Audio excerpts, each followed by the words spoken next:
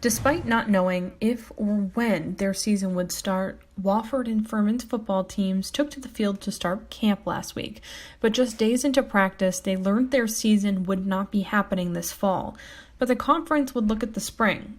Is that even possible to do when they're used to playing a full season spread out over months, only playing one game a week? I think the football coaches need to get together. I think that if I were them, I would work on a proposal to help us craft what's a start date.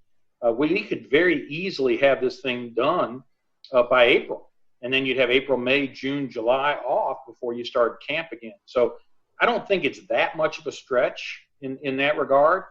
It's the same thing. They talk about, basketball coaches today will say, well, can't play 3-game weeks. Well, if you want to win the Southern Conference Championship, you play 4 games in a row, 4 consecutive days. So there's a lot of things you can do. We've gotten away from it, but in extreme circumstances, I think it's achievable. Outside of the actual can it happen question about fall sports in the spring in addition to spring sports, the next question is, how do we do it?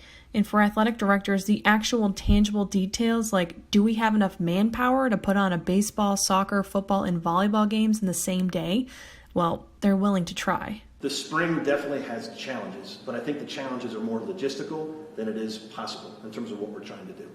For us, we would have all of our sports playing at the same time during one semester, and that would put a lot of wear and tear on our administrative staff. It would put a lot of wear and tear on our sports medicine staff, on our facility staff. But to a person, they all want to do it. They all want to be a part of that. They all want to figure out what a way to make it work. The SoCon says they just want what's best for their student athletes, and, well, for what's next, we'll have to wait and see. Amanda Keane, Fox Carolina Sports.